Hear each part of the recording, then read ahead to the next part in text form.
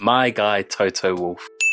My guy, Toto Wolff. He's the man of many talents. He's the Mercedes F1 team principal, CEO, investor, family man, and all-round unit. He really has gone from experiencing incredibly hard times to climbing his way pretty much to the top of F1. All in all, amassing a total wealth of about $602 million. Over the past few years, he's developed his motorsport investment portfolio to the extent where you're thinking, this guy's got serious cash to burn. But how did he become such a wealthy person and become one of F1's most influential characters? Welcome to the F1 House. My name is Sakki, and keep watching to find out how Toto Wolff got all of his money and built his business empire. Hasta la vista, baby.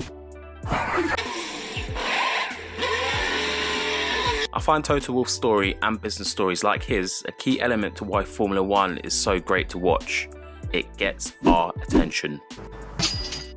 And it's even inspired me to be a little bit more entrepreneurial. So Toto, if you're watching this, please like, subscribe, and potentially mentor me in life. That message goes to you all, minus the mentoring part. But getting back on track, how did Toto Wolff build his business empire? I think we've got some investigating to do. So let's throw it back. The year is 1972. It was the 23rd Formula One Drivers' Championship that season. 44 drivers took part, and Emerson Fittipaldi won the Drivers' Championship, taking 5 race wins. And of course, Toto Wolff was born in Austria. His legal name is actually Torger Christian Wolff. Torger, which means Thor's spear in Norwegian, which is pretty cool. He's Austrian with Polish, Romanian heritage and a Norwegian name. A true man of the world. Now, there are a few people that say F1 riches and success always has to be inherited or have to come from being well connected straight away. But this is far from the case with Toto. Although he attended a prestigious French private school in Vienna, when his father passed away at a young age, things got a little bit more difficult for him. His mother attempted to continue paying his private school fees, but he was told that the school fees had not been paid, so he had to pack up his bags and leave. But how did he go from these tragic times to becoming one of the richest men in the paddock? His entrepreneurial journey started in the 90s as a teenager, where he attended an anti-racism protest that involved lighting a candle and walking in silence. This was a light bulb moment for Toto. He knew a lot of people would need candles, so he purchased a major stock of candles to sell for the protest. Things got off to a very slow start, but he claims that things picked up, and a few hours later, it became profitable. He did also concede that it was a terrible business, so we'll have to dig a little bit deeper to see where his success came from that allowed him to build his empire. After this, things took a little bit of a detour. After discovering a passion for motorsport, he went on to compete in the Austrian and German Formula 4 Championship, where he started earning money.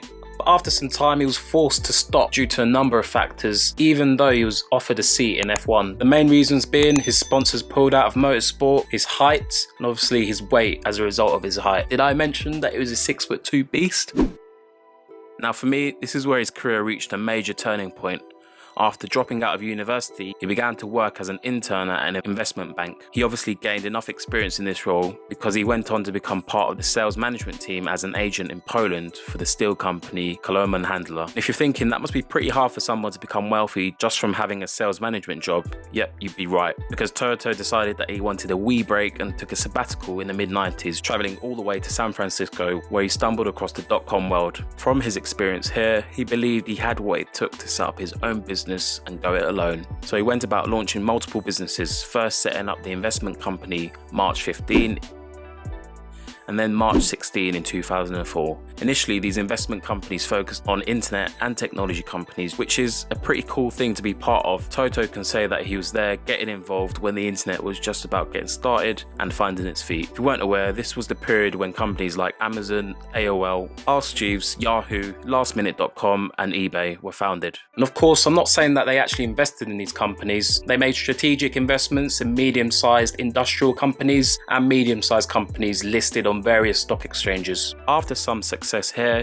he decided to mix things up again and return to part-time racing, but he quit in 2009 after a serious accident cost him his sense of smell and taste. And here is an interesting fact for you. If you're wondering how good Toto was as a driver, he held the previous lap record at the old Nürburgring with a lap of 7 minutes and 3 seconds, setting a Porsche 997 RSR. It was after that accident that he began investing in Formula One heavily. He bought a 16% share in Williams and became a director of the Formula One team. During his time working at Williams, he was able to help the team to a race win at the Spanish Grand Prix in 2012, with Pastor Maldonado securing the race win. So anyone involved in bringing such a momentous piece of F1 gold to our screens deserves a knighthood, right? Nice. Although Toto's overall involvement in the team is a little unknown, I think this was more of a period where Toto took to observe. He would have used this time period to learn from one of the most successful team principals the sport has ever seen, and of course one of the most successful teams ever. But how did he go from being an investor in tech companies to working for Williams and then eventually being the boss of Mercedes? So to understand that, we need to throw it back again. We need to look at his investments at March 15 and March 16. One of the investments that caught my eye in particular was an investment in the initial public offering of HWA AG. But who are HWA AG, I hear you ask? HWA was set up by a man called Hans Werner Altreich, hence the HWA. Apologies in advance for absolutely destroying the pronunciation of his name. Let me know how I was actually meant to say it in the comment section below.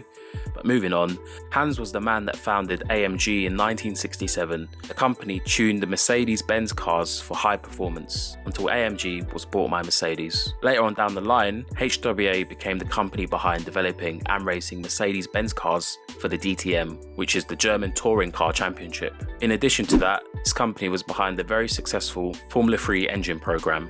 Toto has now sold his stake in the company as of 2015. So in my opinion, it was this relationship built whilst investing in HWA that allowed him to get in and amongst the top people at Mercedes and let them know who he is and what he's capable of doing. And knowing exactly what kind of a businessman he is, a few years into Mercedes entering F1, he was asked to look at why Mercedes weren't winning, working alongside Ross Brawn. Eventually, he took up the opportunity to buy into the Mercedes F1 team, buying a 30% stake in the team. Other investments include the BRR Rally Racing, which are one of the largest rally parts dealers in Europe. In April 2020, Wolff bought a 0.95% stake in Aston Martin as another investment. If you want to see this video that I created on that topic, check it out at the end of the video, it's a great watch. In addition to all his investments, Wolff has set up a sports management company with the two-time Formula 1 world champion, Mika Häkkinen, and the man called Didier Cotton. And if you do a bit of digging, you'll find out that Toto Wolff set up the driver management agency called Aces Management Group, or Aces Athletes Associates, or is it AAA, or is it 3A Sports? I mean, I'm so confused right now. They could literally be called anything.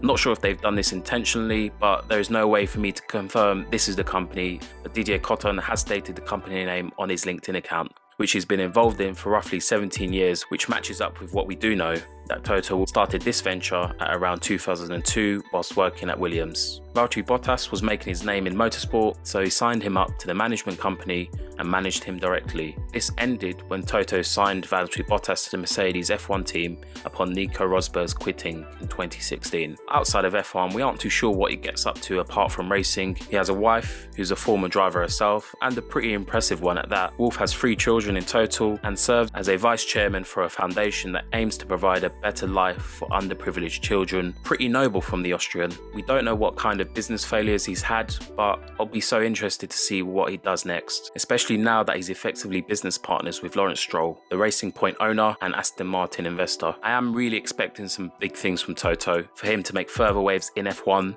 and beyond, because from what I researched about him, he's an elite businessman and his ambition knows no limits. As always, let me know what you think down in the comments below. Are there any pieces of information about Toto's business empire that aren't widely known? Please share your knowledge. His CV is just so impressive. It shows me that he's able to spot some of the best opportunities out there and make the most of it, turning it into a cash cow. So that just about finishes off my video on how Toto Wolff built his business empire and made all that dosh. Hope you've enjoyed watching it. Until next time everyone, thanks for watching. Like, subscribe and hit that notification bell to ensure that you get all my latest videos.